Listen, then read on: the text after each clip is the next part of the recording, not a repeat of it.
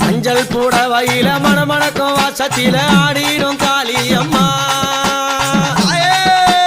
அமாவாசை வேளையில ஊஞ்சலில ஏறிக்கொண்டு ஆடிடும் சூழியம்மா சூளக்காளியே அத்தா தாயே சூளக்காளியே அத்தா தாயே கடலவனத்தினில நாகம்மா படம் எடுத்து நெளிந்திடும் சூழியம்மா